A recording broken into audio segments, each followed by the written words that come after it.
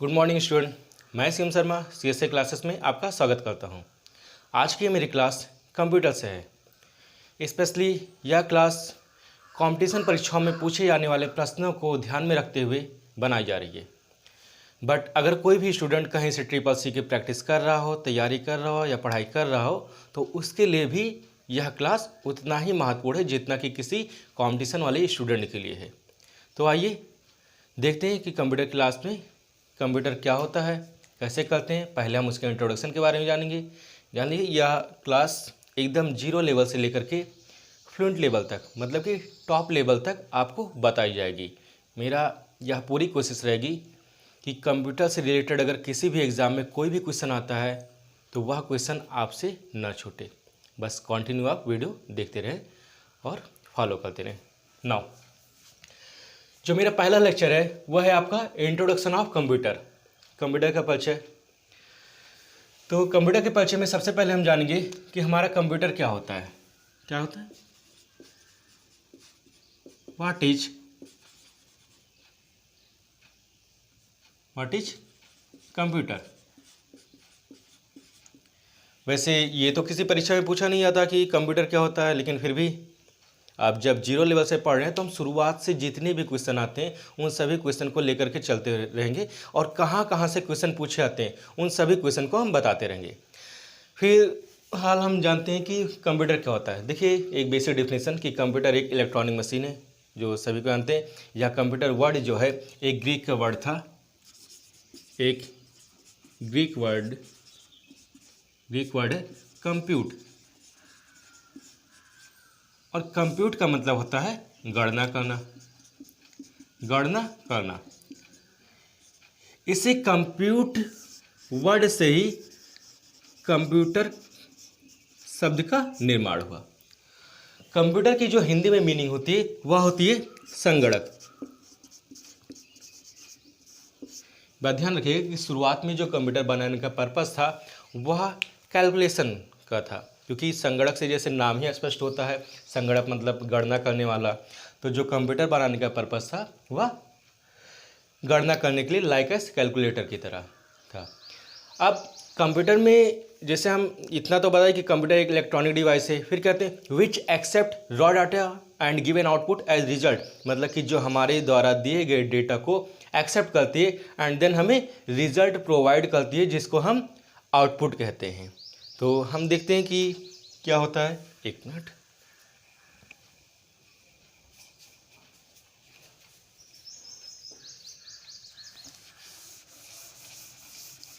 देखिए, जैसे मैंने बताया कि computer is an electronic device which accept raw data and give an output as result. After that computer कहाँ से लिया गया? The word computer comes from the word compute, और कंप्यूट का मतलब होता है गणना करना, which means to be calculated, जिसका मतलब होता है कि गणना करना। आइए इसके बाद में आते हैं दूसरा। देखते हैं, हमने कहा कि कंप्यूटर को जो हम क्या देते हैं, डेटा देते हैं। यह डेटा क्या होता है?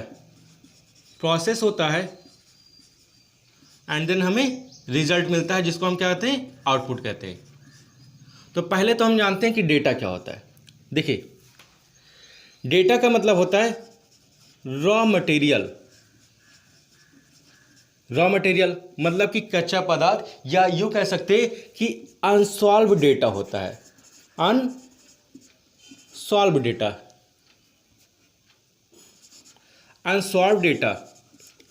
जो डेटा आपका सॉल्व नहीं किया गया है, या यूं कह सकते हैं कि मीनिंगलेस है डेटा, उसे आप डेटा कहेंगे। मीनिंगलेस है, अगर वह मीनिंगलेस है तो उसे डेटा कहेंगे। और जब यही डेटा आपका रिजल्ट के रूप में, मतलब कि मीनिंगफुल हो जाएगा, तो उसे हम सॉल्व डेटा कहेंगे। एक मिनट देख लेते हैं, पहले थोड़ा ऐसे समझ में आएगा, इस तरह से नहीं। कैसे आता समझ में? हम यहाँ पर कर देते हैं डेटा एंड इंफॉर्मेशन। ये ध्यान में रखिएगा, इससे कहीं कहीं क्वेश्चन आ जाते हैं। इंफॉर्मेशन और डेटा में अंतर क्या है? देखिए, जो डेटा होगा वो आपका, जैसे हमने 2,2 करना क्या है, कुछ नहीं पता, ठीक है। या एक अंक दिया है जो अनसॉल्व डेटा है। अब यह अंक आपका जो दिया अनसॉल्व डेटा है, लेकिन अगर इसी को हम क्या कर दें, जोड़ दें, और जोड़ने के बाद में एक क्या मिल गया हमें, रिजल्ट, और इस रिजल्ट को हम दूसरी लैंग्वेज में कह देते हैं, कंप्यूटर की लैंग्वेज में आउटपुट। जब हमें कोई मीनिंगफुल डेटा मिल जाएगा तो वह हमारा इंफॉर्मेशन कहलाएगा। तो आप इतना कह सकते हैं कि मीनिंगफुल डेटा जो भी होगा उसे हम इंफॉर्मेशन कहेंगे, और अगर अनसॉल्व डेटा होगा तो वह हमारा डेटा कहलाएगा। कोई अनसॉल्व आंकड़े हो गए, या आंकड़े हो गए, नंबर हो गया, अल्फ़ाबेट हो गया, कुछ भी हो गया, तो आपका डेटा कहलाएगा। आते हैं इसके बाद में, देखिए कंप्यूटर में मुख्य रूप से 3 क्रियाएं होती हैं। उन 3 क्रियाओं में आप क्या आते हैं, जैसे IPO साइकिल। IPO साइकिल क्या होता है? I फॉर होते हैं इनपुट, P फॉर होंगे process, and then O for क्या होगा? आउटपुट। देखते हैं इसमें क्या होता है। देखिए, any instruction given to the computer are called input. यदि हम कंप्यूटर में कोई भी इंस्ट्रक्शन देते हैं कंप्यूटर को कार्य करने के लिए, तो वह आपका इनपुट करना कहलाता है। अब इंस्ट्रक्शन में हम देंगे क्या, जैसे हमने कहा कि आपको दे देगा, कोई आंकड़ा दे गया, जिसको हम क्या कहते हैं? डेटा कहते हैं, डेटा कहते हैं। और यह कंप्यूटर में जब हमने दिया तो कंप्यूटर में देने के बाद में इसका प्रोसेस होगा, जैसे 2 + 2 ये आपका प्रोसेस होगा, और यहाँ पर हमें क्या मिल जाएगा? रिजल्ट मिल जाएगा। इसी रिजल्ट को हम, इस आउटपुट को हम दूसरी लैंग्वेज में रिजल्ट कह सकते हैं। और जब हमारा यहाँ पर मीनिंगफुल डेटा मिल गया तो वही मीनिंगफुल डेटा आपका इंफॉर्मेशन भी कहलाएगा, इंफॉर्मेशन। ये तो आपका हुआ IPO साइकिल, कि यदि पूछा है कि इनपुट क्या होता है, तो जब हम कोई डेटा कंप्यूटर को देते हैं वर्क करने के लिए तो वह आपका इनपुट करना कहलाएगा, और जो हमें रिजल्ट प्रोवाइड होता है वह आपका आउटपुट कहलाएगा। इन दोनों के मध्य में जो क्रियाएं होती हैं वह आपका प्रोसेस कहलाएगा। यह 3 क्रियाएं आपके कंप्यूटर में होती हैं, ये मेन पार्ट है। बट कुछ ऐसे वर्क हैं जहां पर प्रोसेस नहीं होता, सिर्फ इनपुट होते हैं, और उसके बाद में डायरेक्ट हमें आउटपुट मिल जाता है। तो वो कहाँ पर होते हैं कि जहाँ से भी इनपुट हो और हमें आउटपुट मिल जाता है। देखते हैं आकर, ध्यान से पढ़िएगा, क्योंकि कंप्यूटर से क्वेश्चन आपके फ्यूचर में होने वाले जितने भी एग्ज़ाम हैं उन सभी एग्ज़ाम में कंप्यूटर से क्वेश्चन आना है। और यह वीडियो जो भी स्टूडेंट SSC कर रहे हैं वो भी बहुत ध्यान से देखेंगे, क्योंकि उनके लिए भी यूज़फुल है। यहाँ से क्वेश्चन SSC के स्टूडेंट को एग्ज़ाम में उनके भी काम आएगा। देख लेते हैं। हम कहते हैं कि आपका, जैसे इसमें क्वेश्चन जो हमने IPO साइकिल बताया, देखिए IPO, तो इसमें क्वेश्चन कैसे आते हैं कि कंप्यूटर में होता क्या है। ऐसे हो गया कि IPOS एक हो गया, फिर हो गया IOPS, ऐसे कर दिया हमने, एंड देन कर दिया ISPO, ऐसा कर दिया, कर दिया। अब देखिए यहाँ पर S फॉर होता है स्टोरेज, और I फॉर तो आप जानते हैं। ऐसे क्वेश्चन आ जाएगा जैसे हमने कह दिया ये आपका A ऑप्शन है, B ऑप्शन है, C है और D है। ऐसे क्वेश्चन वहाँ पर एग्जाम में आपको देखने को मिलेंगे। तो मैंने आपको बता दें, I फॉर इनपुट होते हैं, P for process, O for output और S फॉर स्टोरेज होते हैं। स्टोरेज मतलब कोई डेटा कंप्यूटर में स्टोर करना, स्टोर कहलाएगा संग्रहण, या जिसको हिंदी में संग्रहण कहते हैं। आप ऐसे क्वेश्चन अगर एग्जाम में आ गया कि इनमें से कौन सा सही है वह आपको बताना रहेगा, तो कौन सा सही रहेगा? IPOS लिखा है, या कैसे रहेगा? आप सोचिए कैसे रहेगा इसमें से। देखिए हमने आपको IPO बताया है, इनपुट प्रोसेस आउटपुट, और जो हमें रिजल्ट मिल जाएगा देन उसी रिजल्ट को हम क्या करते हैं? स्टोर करते हैं। तो अगर ऐसे क्वेश्चन आया कि इनमें से चारों में कौन सा सही है, तो आपका A ऑप्शन सही जाएगा, IPOS ये कहते हैं। आप यह नहीं पढ़ा कि आपका इनपुट प्रोसेस आउटपुट होता है, लेकिन इसी में अभी हमने बताया कि वह कौन सी डिवाइस है या कौन सा वर्क है जहां पर आपका प्रोसेस नहीं होता, डायरेक्ट रिजल्ट आ जाता है। तो उसे हम देखते हैं वो क्या होता है आपका, इसमें रिजल्ट आता है। देखिए आपने CCTV कैमरा तो देखा होगा। CCTV कैमरे में जो रिकॉर्डिंग होती है वह रिकॉर्डिंग जिस डिवाइस में होती है वो उस डिवाइस को हम कहते हैं DVR। यहाँ पर प्रोसेस ना होकर के सीधा रिजल्ट आता है। DVR का पूरा नाम क्या होता है? Digital video digital video recorder. तो अगर ऐसा कहीं क्वेश्चन आ जाए कि कोई एग्जाम्पल, ये आपका एग्जाम्पल हो जाता है जहाँ पर आपका प्रोसेस नहीं होता है, प्रोसेस नहीं होता है, जिसमें प्रोसेस नहीं होता है। अब जिसमें प्रोसेस नहीं होता, ये तो मैंने एग्जाम्पल बताया, उसे कहते क्या है? उसे हम कहते हैं डंप टर्मिनल। हम कहते हैं डंप टर्मिनल। एग्जाम में क्वेश्चन आएगा या आ सकता है कि डंप टर्मिनल किसे कहते हैं? तो जिसमें प्रोसेस नहीं होता, मतलब इनपुट होता है एंड देन हमें आउटपुट मिल जाता है, वह आपका डंप टर्मिनल कहलाता है। और डंप टर्मिनल का एग्जांपल होगा डीवीआर, जो कि आप सीसीटीवी में देख सकते हैं। उसमें जहां पर डेटा स्टोर होता है उसे हम डीवीआर कहते हैं। अब इसके बाद में नेक्स्ट टॉपिक आते हैं। नेक्स्ट टॉपिक क्या है? देखिए, जैसा हम कंप्यूटर पढ़ रहे हैं तो कंप्यूटर की कुछ विशेषताएं भी होंगी, और कंप्यूटर की विशेषताएं आपकी वैसे तो विशेषताएं इसकी बहुत हैं, लेकिन हम पहले जान लेते हैं कि कंप्यूटर की कौन कौन सी विशेषता होंगी। इसकी characteristics. Next topic, characteristics. Characteristics को विशेषता कहते हैं। अब इसमें विशेषताएं बहुत हैं, जैसे हम सभी विशेषताओं पर नहीं आएंगे क्योंकि सबसे क्वेश्चन नहीं आते। जैसे हमने कह दिया स्पीड हो जाती है, गति हो जाती है। स्पीड के बाद में जैसे हमने कह दिया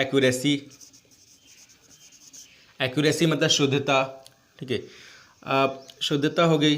तो जैसे इसमें क्वेश्चन क्या आते हैं, स्पीड से रहते हैं। स्पीड में कंप्यूटर की स्पीड कैसे मापी जाती? किलोहर्ट्ज़। किलोहर्ट्ज़ का मतलब, जैसे इसको हम इसका पूरा नाम लिख देते हैं, किलो HEART, हर्ट्ज़। हर्ट्ज़ मतलब आवृत्ति। किलोहर्ट्ज़, इससे थोड़ा बड़ी यूनिट जो होती है उसको मेगाहर्ट्ज़ कहते हैं, गीगाहर्ट्ज़ कहते हैं, एंड सो ऑन। इससे भी बड़ी यूनिट होती है जहाँ पर आपके कंप्यूटर की स्पीड का मेजर्ड किया जाता है, ये कहते हैं। तो स्पीड में आते हैं एक्यूरेसी, शुद्धता की, हमें रिजल्ट सही प्रोवाइड करता है, शुद्ध प्रोवाइड करता है। इसके बाद में जो सबसे इम्पॉर्टेंट है कैरेक्टरिस्टिक्स में, वो होता है आपका स्टोरेज कैपेसिटी। देखिए, भंडारण क्षमता, यह आपका सबसे इम्पॉर्टेंट है। तो स्टोरेज कैपेसिटी में क्या इंपॉर्टेंट है, इसको देखते हैं हम। देखिए, कंप्यूटर में जो भी डेटा स्टोर होता है वह आपका बाइनरी फॉर्म में होता है। बाइनरी फॉर्म, आप कहेंगे बाइनरी फॉर्म क्या होता है? बाइनरी फॉर्म को दूसरा लैंग्वेज हम उसको कहते हैं मशीन लैंग्वेज भी कहते हैं। देखते हैं, हमने कहा कि आपका स्टोरेज कैपेसिटी का मतलब होता है कि कंप्यूटर में डेटा को स्टोर करना या संग्रहण क्षमता कितनी है आपके। तो संग्रहण क्षमता वैसे तो जानते हैं आप कि कंप्यूटर में बहुत ढेर सारा डेटा आप स्टोर कर सकते हैं। अब डेटा स्टोर कर सकते हैं तो कंप्यूटर उसको स्टोर कैसे करता है, किस फॉर्म में करता है? तो हम बता दें, कंप्यूटर की कोई ना कोई लैंग्वेज होती है, और जो कंप्यूटर की लैंग्वेज होती है उस लैंग्वेज को हम मशीन लैंग्वेज भी कहते हैं और इसको हम बाइनरी लैंग्वेज भी कहते हैं। यह लैंग्वेज होता क्या है? देखिए, हमने कहा आपको बाइनरी लैंग्वेज,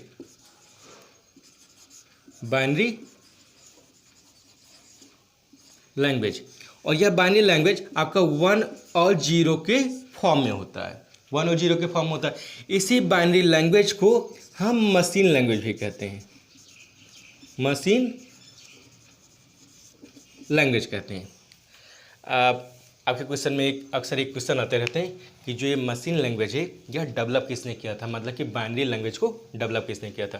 तो इनका नाम लिख लीजिए आप अपना कॉपी किताब लेकर के बैठे रहा करें, क्योंकि जो इंपॉर्टेंट पॉइंट हुआ करे उसको आप लिख लिया करें। ये कहते हैं बाइनरी लैंग्वेज को जो डेवलप किया था उनका नाम, वो नाम आपका गॉटफ्राइड।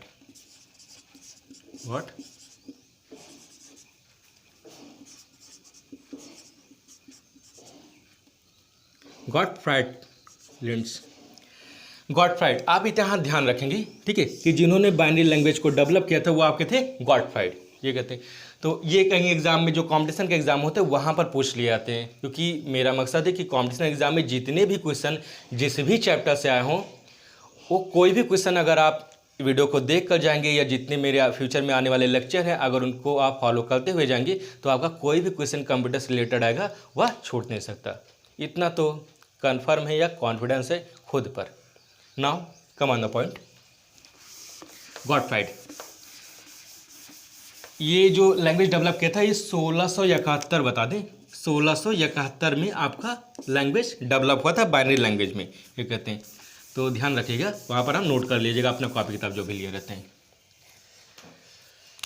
इसके बाद में हमने कहा कि आपका जो डेटा स्टोर होता है, देखिए डेटा जो स्टोर होता है हमने कहा बाइनरी फॉर्म में होता है, और बाइनरी फॉर्म को शॉर्ट में हम कहते हैं बिट कहते हैं। अब बिट का ही पूरा नाम होता है बाइनरी डिजिट, बाइनरी डिजिट होती है। मतलब कि कंप्यूटर में डेटा को स्टोर करने की जो सबसे छोटी यूनिट होती है उसको हम बिट कहते हैं, बिट कहते हैं। इसके बाद में कौन सी यूनिट आती है, और हम जैसे कहते हैं बिट होता है, निबल होता है, बाइट होता है, KB, MB, GB, TB, PB, EB, ZB, YB क्या होते हैं, कौन कितना बड़ा होता है, किससे कौन सा बड़ा होता है, उन सभी को देखते हैं हम। देखते हैं जो सबसे छोटी यूनिट हमने बताया वो बिट होती है। आप इसको कैसे नोट कर सकते हैं अपनी कॉपी में, देखिए बिट जो होता है वह क्या होता है, वह 1 या 0 कोई आपका मशीन लैंग्वेज, जैसे हमने कह दिया मशीन लैंग्वेज होती है। अगर हमने कह दिया कि 4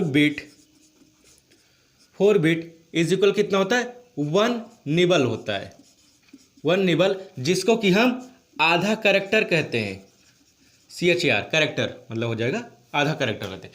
तो 1 निबल बराबर 4 बिट होते हैं। और अगर हमने कह दिया 8 bit is equal 1 byte, 8 bit अगर मिल जाएंगे तो 1 बाइट होगा। देन 1024 बाइट मतलब 1024 बाइट बराबर 1 KB होता है, और KB को क्या कहते हैं, किलो बाइट।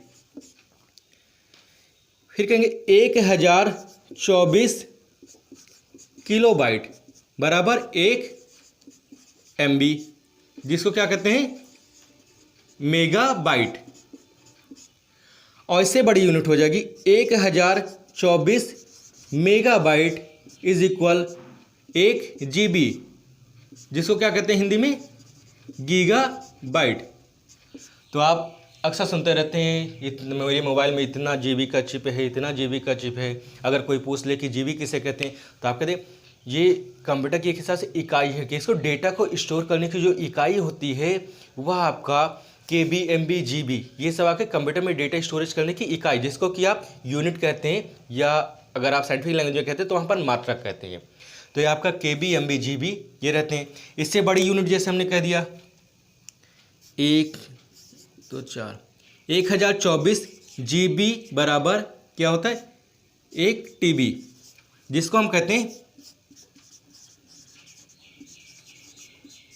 टेराबाइट। देखिए यहाँ तक तो अक्सर क्वेश्चन आते रहते थे, लेकिन अब के एग्ज़ाम इतने एडवांस हो गए हैं कि क्वेश्चन कहाँ से कितना पूछ ले कुछ नहीं पता। इसलिए हम चाहते हैं कि वो सारे टॉपिक बताए जाएं या वो सारे टॉपिक इंक्लूड रहें जो कि आपके एग्ज़ाम से के लिए इम्पॉर्टेंट है, और कोई भी क्वेश्चन आपके एग्ज़ाम से छूटे ना। तो यहाँ तक तो आपको मालूम होना चाहिए कि सबसे बड़ा बिट होता है, उसका देन निबल होता है, देन आपका बाइट होता है, फिर किलो बाइट होता है, मेगा बाइट, गीगा बाइट, और इससे बड़ा टेराबाइट। अब इससे भी बड़ा क्या होता है उसको हम देखते हैं, नोट कर लेते हैं। इसको आप नोट कर लीजिए, या आप स्क्रीनशॉट लेना चाहते हैं तो स्क्रीनशॉट भी ले सकते हैं।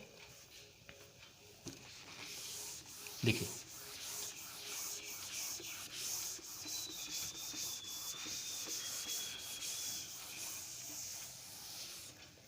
जैसा हमने आपको बताया कि 1024 GB बराबर कितना होगा, 1 TB, जिसको क्या कहते हैं, टेराबाइट कहते हैं, टेराबाइट।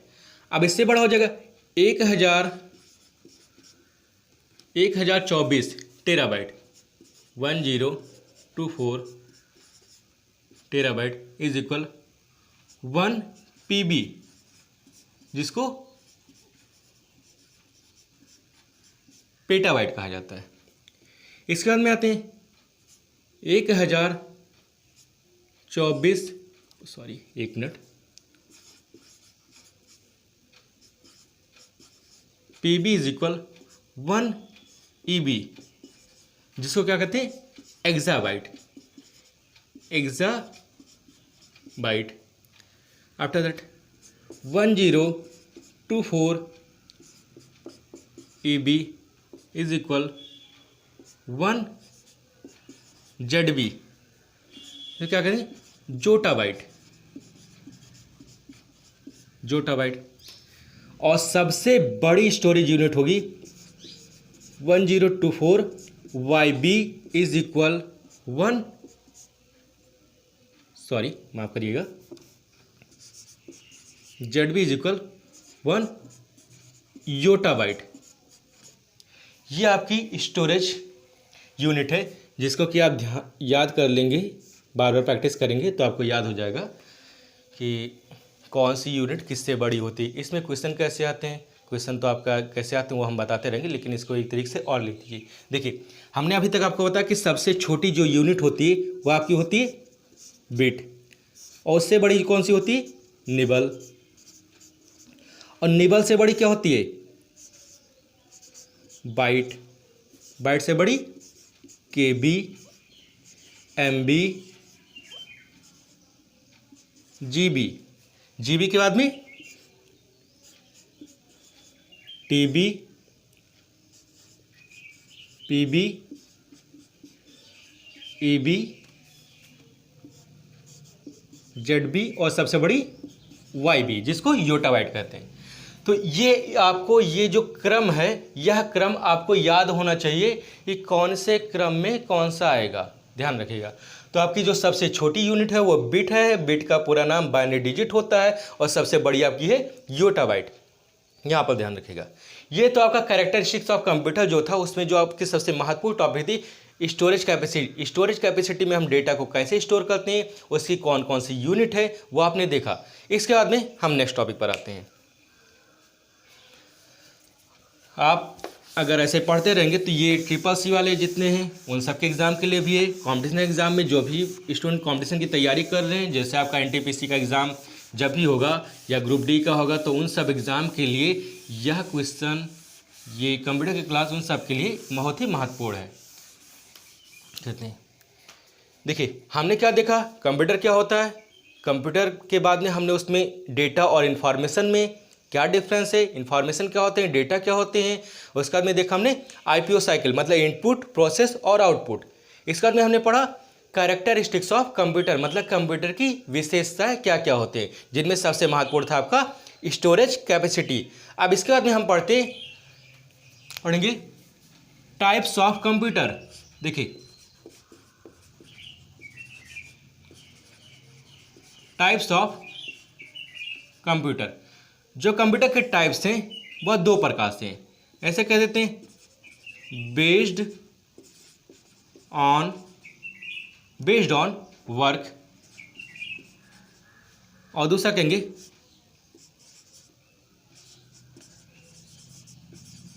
Based on size.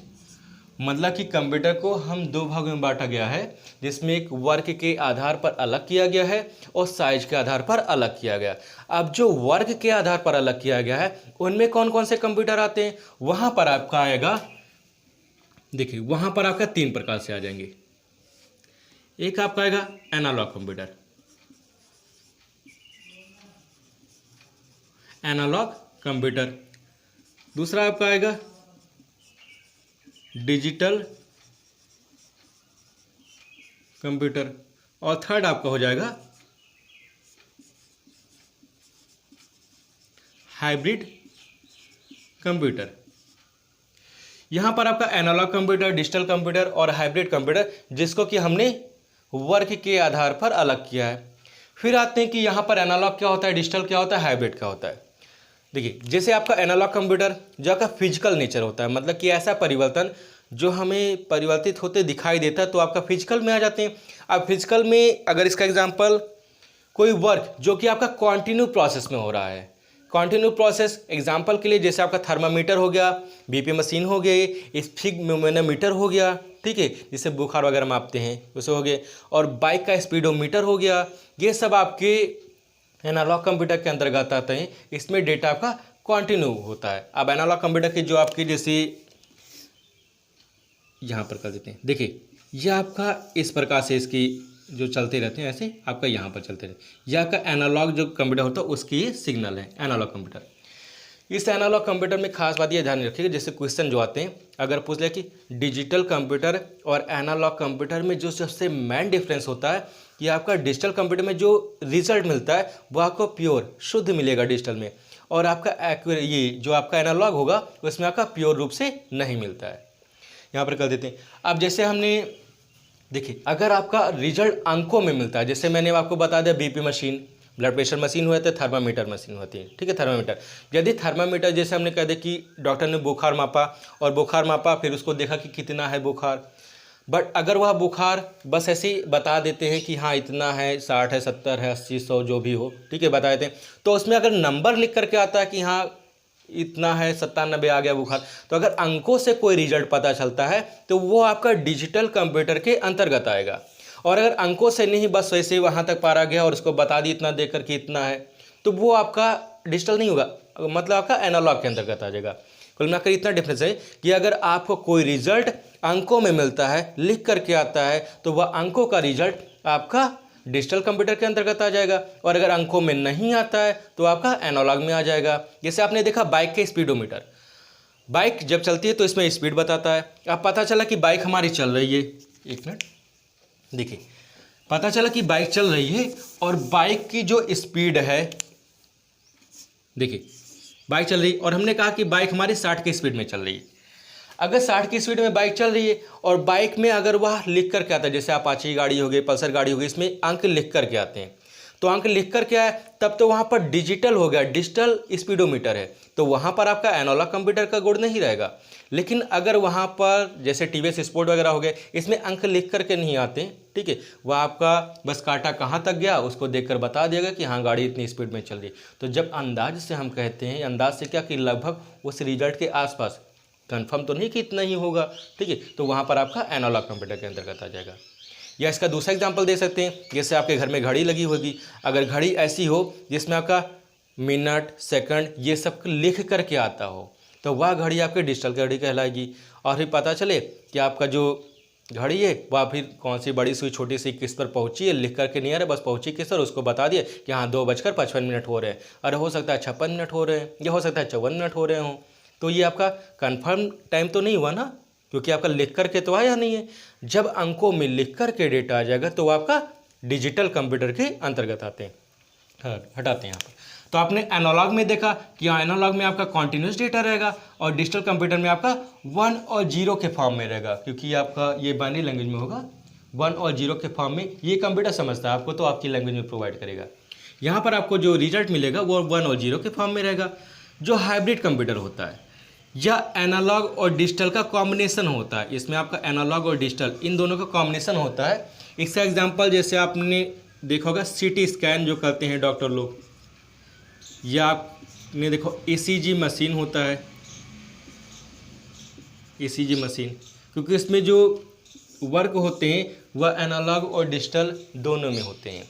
तो ऐसा कुछ वर्क जिसमें एनालॉग भी वर्क हो और डिजिटल भी वर्क हो वह आपका हाइब्रिड कंप्यूटर के अंतर्गत आते हैं, ठीक है। अब इसके बाद में नेक्स्ट आते हैं, देखिए ये तो आपने एनालॉग पढ़ा, डिजिटल पढ़ा और आपने हाइब्रिड पढ़ा। इसके बाद में आते हैं बेस्ड ऑन साइज। जो बेस्ड ऑन साइज है हम सबसे बड़े कंप्यूटर से स्टार्ट करते हैं। सबसे पहले हमने लिखा सुपर कंप्यूटर, दूसरा आएगा इससे छोटा क्या होते हैं main frame, main frame computer. Third आएंगे मिनी कंप्यूटर, इसके बाद में आएगा माइक्रो, जो कि आपका सबसे छोटा कंप्यूटर, इससे भी छोटा रहेगा माइक्रो कंप्यूटर। और इसके बाद में भी आ जाएगा आपका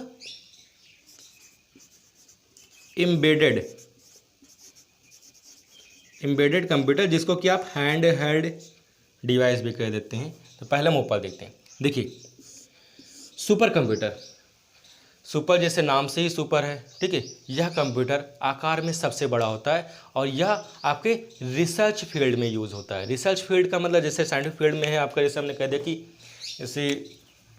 जैसे मान लो नासा वाले हैं, ठीक है, नासा है, इसरो वाले हैं, यहाँ सब इन सब कंप्यूटर का यूज़ होता है जो कि आपका सुपर कंप्यूटर है। यह आकार में सबसे बड़ा होता है। सबसे मेन डिफरेंस होता है कि इसमें एक से अधिक सीपीयू लगे होते हैं, ठीक है, क्योंकि सभी कंप्यूटर में तो एक सिस्टम है, उस सिस्टम में एक सीपीयू है, लेकिन यह सुपर कंप्यूटर ऐसा होता है जिसमें एक से अधिक सीपीयू लगे होते हैं। ये बात ध्यान रखिएगा कि इसमें एक से अधिक सीपीयू लगे होते हैं और यह साइंटिफिक फील्ड में यूज़ होता है। दूसरा आते हैं मेनफ्रेम। ध्यान रखें, हम आपको उतना बता रहे हैं जितना आपके एग्ज़ाम के लिए महत्वपूर्ण है। अदरवाइज़ तो सारे सब्जेक्ट अपने आप में महाभारत हैं। किसी भी सब्जेक्ट को उठा लो, ऐसा नहीं कि कोई हिस्ट्री आसान है, कि पॉलिटी आसान है, या कंप्यूटर आसान है, या हिंदी आसान है, कुछ आसान नहीं। सब सब्जेक्ट अपने आप में महाभारत हैं। बस आपको ध्यान रखना है कि आपको क्या पढ़ना है और क्या नहीं पढ़ना है, क्योंकि पढ़ते तो सब हैं 8-10 घंटे, कुछ 4 घंटे पढ़ते हैं, कोई 10 घंटे पढ़ता है, लेकिन हाँ जो 4 घंटे में पढ़ करके निकाल लेते हैं उनको ये पता है कि मुझे क्या नहीं पढ़ना है। तो पहले तो आप अपने एग्ज़ाम पर फोकस करें कि मुझे एग्ज़ाम के लिए क्या क्या ज़रूरी है। जब आपका एग्ज़ाम हो जाए उसके बाद में आप अपना ब्रीफ नॉलेज बढ़ाने की कोशिश करेंगे कि ब्रॉड नॉलेज और कैसे बढ़ाएं। और ब्रॉड नॉलेज बढ़ाने के लिए वीडियो के साथ साथ आपको बुक से भी स्टडी करना पड़ेगा। बुक से भी स्टडी करेंगे, साथ में ऑब्जेक्टिव क्वेश्चन भी सॉल्व करेंगे। कोई क्वेश्चन नहीं आता, आप मुझे मेरे व्हाट्सएप पर या मेरे टेलीग्राम पर या फिर आप कमेंट करके पूछ सकते हैं। किसी भी समय कॉल करके भी आप पूछ सकते हैं। मेनफ्रेम कंप्यूटर होता है, देखिए मेनफ्रेम कंप्यूटर जो होता है वो होते हैं एक बिग ऑर्गेनाइजेशन, मतलब एक बड़ी संस्था होती है, बिग ऑर्गेनाइजेशन। बिग ऑर्गेनाइजेशन का मतलब हो गया जैसे आपका रेलवे हो गया, ठीक है, रेलवे हो गए, रेलवे के बाद में आपका बैंक हो गया, बैंक में फिर आपका जैसे ये जो मेनफ्रेम होता है इसकी जो कैपेसिटी होती है डेटा स्टोर करने की, वह सुपर कंप्यूटर से भी अधिक होती है। मतलब कि डेटा स्टोर करने की जो सबसे अधिक कैपेसिटी होती है वह का मेनफ्रेम कंप्यूटर में होता है। जैसे आप गूगल भी कह सकते हैं कि गूगल है आपका, ये कहते हैं। उसके बाद में आपके जैसे रेल, बहुत बड़ा नेटवर्क होता है रेल का नेटवर्क भी आपका मेनफ्रेम कंप्यूटर के अंतर्गत आ जाएगा। मतलब मेनफ्रेम कंप्यूटर एक प्रकार का सर्वर का काम करता है जिस पर कि सारे के सारे डेटा अपलोड रहते हैं। तो अपलोड जब एक इतना बड़ा संस्था रेलवे के नेटवर्क को, गूगल को, जिससे कि सब कुछ कनेक्ट रहता है, तो वहाँ पर आपके लिए डेटा की स्टोरेज कैपेसिटी बहुत ही अधिक चाहिए, मेमोरी की भी क्षमता बहुत अधिक चाहिए जिसमें हम डेटा को स्टोर कर सकें। तो मेनफ्रेम कंप्यूटर में आप आएंगे बिग ऑर्गेनाइजेशन, जिसमें आपका रेलवे, बैंक, गूगल आदि कर सकते हैं। जैसे आपका भारत सरकार आधार कार्ड से आपका बनी है, प्रत्येक इंसान का आधार कार्ड है, तो उनका आधार कार्ड का इतना बड़ा डेटा का डिटेल कौन से कंप्यूटर में रखी होगी, वहाँ का मेनफ्रेम कंप्यूटर भी हो जाते हैं। इतने स्टूडेंट जैसे हाई स्कूल, इंटर के इतने स्टूडेंट परीक्षा दे चुके हैं और अब दे रहे हैं, तो कितने स्टूडेंट हो जाएंगे, बहुत ढेर सारे हो जाएंगे। उन सब का डेटा कहाँ कलेक्ट करके रखेंगे, मेनफ्रेम कंप्यूटर पर रखेंगे, क्योंकि इतना ज़्यादा डेटा अगर रखा जाएगा तो उसके लिए मेमोरी की कैपेसिटी भी बहुत ज़्यादा होनी चाहिए, और ऐसी मेमोरी की कैपेसिटी जो सबसे अधिक होती है वह का मेनफ्रेम कंप्यूटर में होता है। थर्ड आते हैं आपका मिनी कंप्यूटर। देखिए मिनी कंप्यूटर वैसे इसका कोई खास यूज़ नहीं, आप नोटबुक जो होता है उस नोटबुक को आप मिनी कंप्यूटर बोल सकते हैं, या यूँ कह सकते हैं कि आपका ऐसा कंप्यूटर जो कि आपका नेटवर्क से कनेक्ट रहता है, और उस नेटवर्क में कनेक्ट रहेगा तो दो चीज़ें रहती है, एक होता है क्लाइंट होता है और एक होता है सर्वर होता है। जो मैन कंप्यूटर होता है जिस पर डेटा अपलोड होते हैं उसको हम सर्वर कहते हैं, और जिससे डेटा कोई सेंड किया जाता है उसे हम क्लाइंट कहते हैं। इसे कह सकते हैं कि client is always sender and server is always receiver. ऐसा कहते हैं कि सर्वर ऑलवेज रिसीव करता है डेटा को और क्लाइंट ऑलवेज डेटा को सेंड करता है। तो इसमें ऐसे एग्जांपल कर सकते हैं कि जो आपका क्लाइंट सर्वर है, देखिए क्लाइंट सर्वर शॉर्ट में लीजिए, जो क्लाइंट सर्वर से कनेक्ट होता है कंप्यूटर वो आपका, तो उसमें जो क्लाइंट होता है, सर्वर नहीं, क्लाइंट सर्वर से कनेक्ट है, तो क्लाइंट सर्वर से कनेक्ट होने के बाद में जो क्लाइंट कंप्यूटर होता है, क्लाइंट जिसको कि यूज़र चलाते हैं, हम जैसे लोग जो चलाते हैं कंप्यूटर, वह किसी न किसी सर्वर से अगर कनेक्ट कर लेते हैं तो या क्लाइंट वो नेटवर्क से कनेक्ट कर लेते तो आपका वो मिनी कंप्यूटर में आ जाते हैं। तो जो क्लाइंट कंप्यूटर होगा वह आपका मिनी कंप्यूटर में आएगा। इसके बाद में आते हैं आपका माइक्रो कंप्यूटर है। देखिए जैसे नाम से स्पष्ट हो रहा है, माइक्रो मतलब छोटा, सूक्ष्म जो भी कह देते हैं। तो आपका माइक्रो कंप्यूटर जो आपके लैपटॉप, डेस्कटॉप इन सब को जो यूज़ करते हैं ये आपका माइक्रो कंप्यूटर के अंतर्गत आता है। और इसमें आपके जैसे घरों में जो यूज़ करते हैं, जैसे आपका पीसी हो गया, पीसी का मतलब पर्सनल कंप्यूटर हो गए, लैपटॉप यूज़ करते हैं घरों में वो हो गए, फिर आपका जैसे डेस्कटॉप हो गया, डेस्कटॉप हो गए, वो भी आपका माइक्रो कंप्यूटर के अंतर्गत आते हैं। एम्बेडेड सबसे छोटा, यहाँ पर आपका माइक्रो में मोबाइल फ़ोन भी आ जाएगा।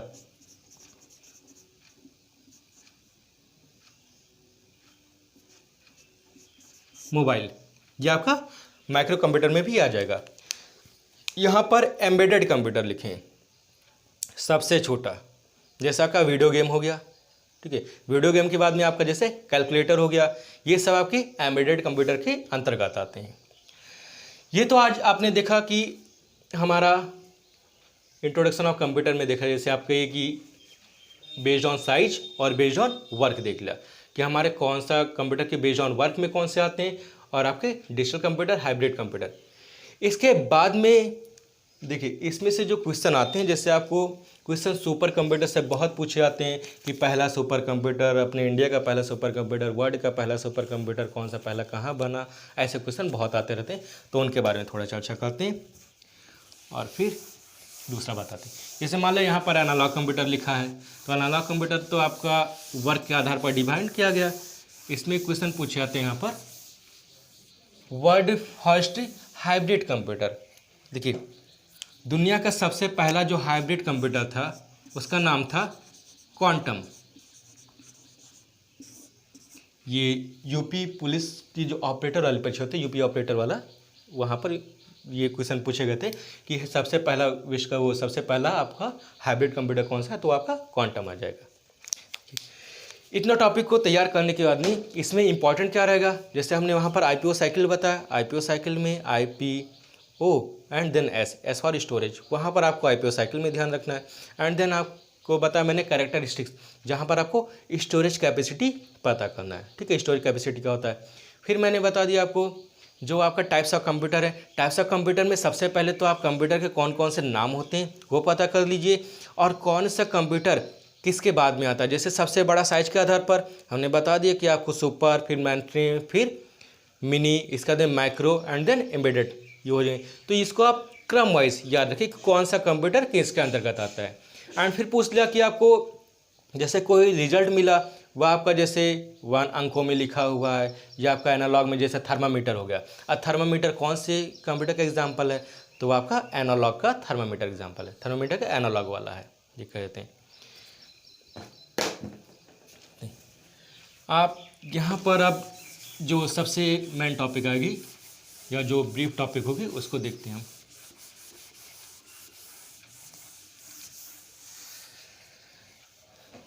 देखिए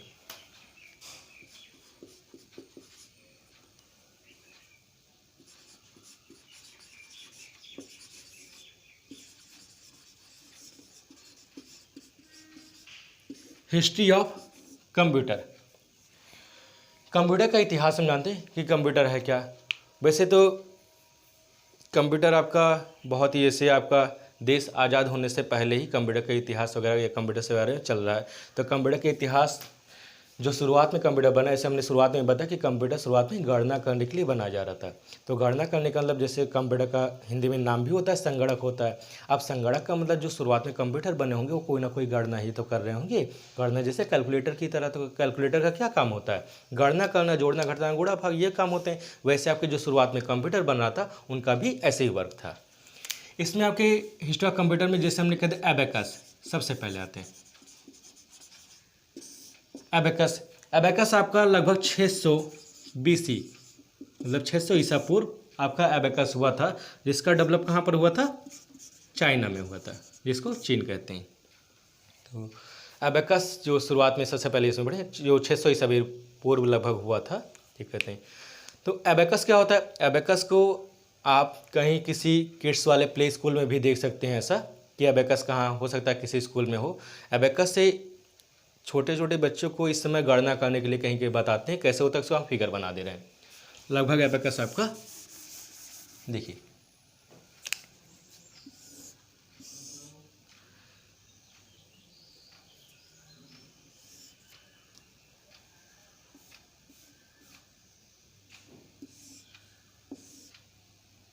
देखिए यहाँ पर छोटी छोटी गोलियां रहती हैं या जो भी कह देते हैं इसमें रहते हैं, और कुछ ऐसा ही होता है आपका एबेकस।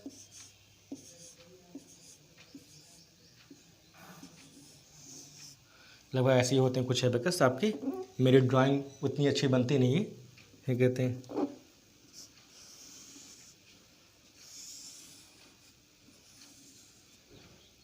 तो एबेकस से ही पूछा है कि एबेकस क्या है। एबेकस आपका गणना करने के लिए शुरुआत में सबसे पहले आया था, जो कि लगभग 600 ईसा पूर्व आया था, ठीक है।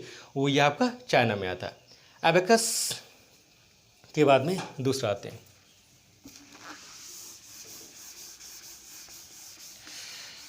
एबेकस आपने देखिए हिस्ट्री आपका, जैसे आपने ये तो देखा कि फादर ऑफ कंप्यूटर कौन कहे जाते हैं, ये तो सभी को पता होगा कि फादर ऑफ कंप्यूटर कौन होंगे, चार्ल्स बेबेज, ये सभी जानते हैं।